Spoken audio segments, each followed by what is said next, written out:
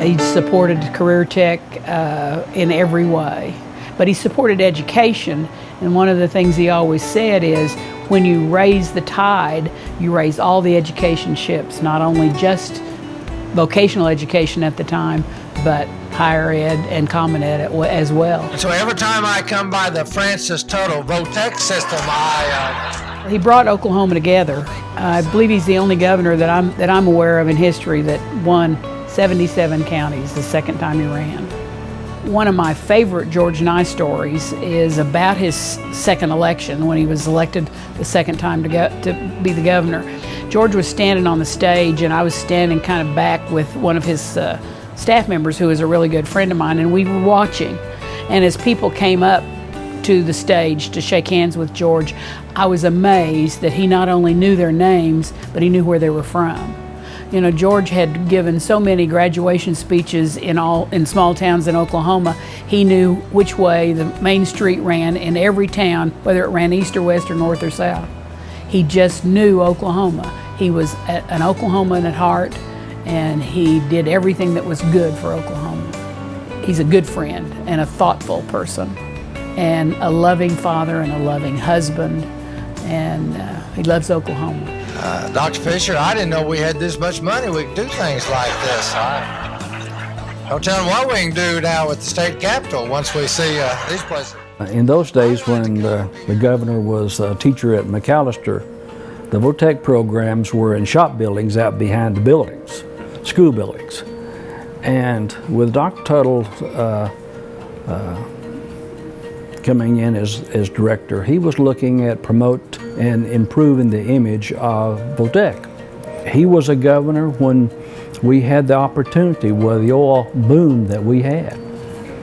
And he was very instrumental in getting equipment into those programs that we needed. Unfortunately, he was also the governor when we had the oil bust as well. But I think he managed that well.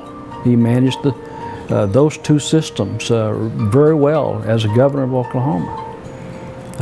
And I think with the help of the governor and Dr. Tuttle, I think we can say we're very proud of our Votech, Career Tech system that we have today. I think he was dependable, he was honest about his activities, he was honest with the people. He was also honest with the amount of money that he had to control, and he didn't try to overspend.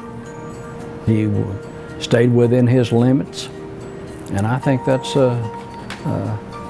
probably is very needed today. In his day, he was the modern Will Rogers of Oklahoma. He was a humorous individual. He had a message that he wanted to deliver to the people, and he had an unusual way of remembering some of the things that he wanted to tell, because he kept notes on his hand. I've never seen an individual make notes on his hand as well and as often as he did.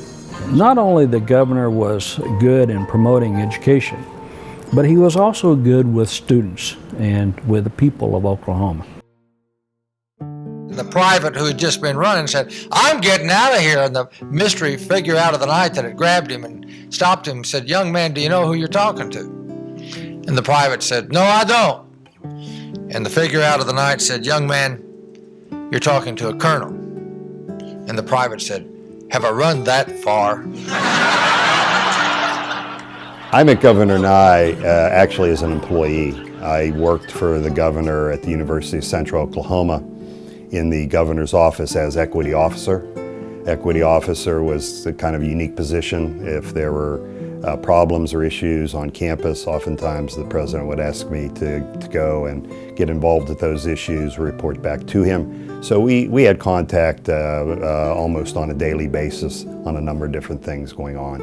So I actually may be one of the few people here that in the audience tonight that have actually worked for the governor, and that's really what I want to talk most about is how it was to work for him. There were three words that when I was preparing for this that I kind of thought of, in terms of what it was to work for him. It was fun. It was very challenging. And the third word is kindness. The Office of Civil Rights Department of Education had randomly selected the university for an audit of the athletic facilities. In other words, to make sure that the university wasn't discriminating against women versus men in athletics. Part of that process required that the university officials and officials from the U.S. Department of Education meet and discuss the process. But it was also required that the president be there at that meeting.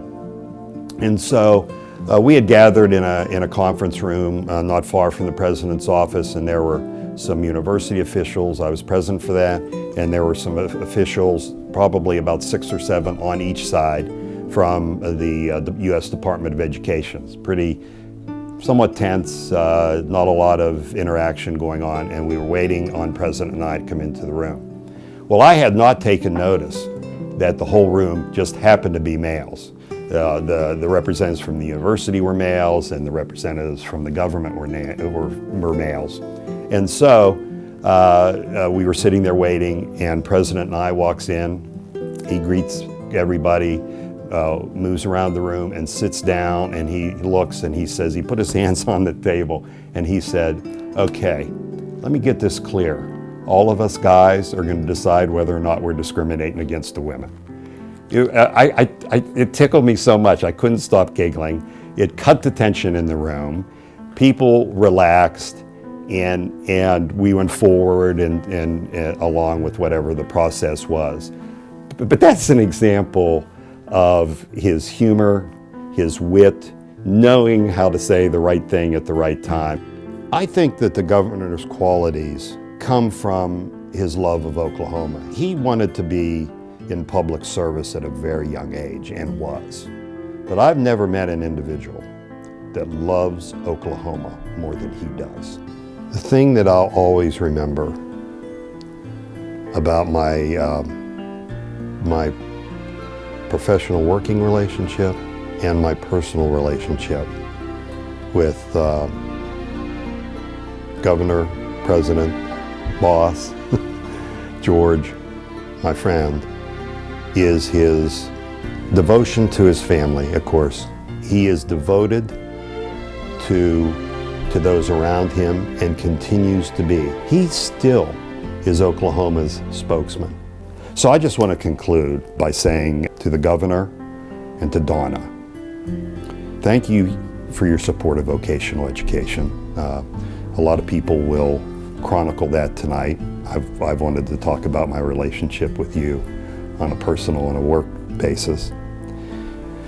Thank you for your service to Oklahoma, for your commitment to the community of people who face ongoing challenges on a daily basis. And thank you for being my generation's Will Rogers. I love you very much. Have a great evening.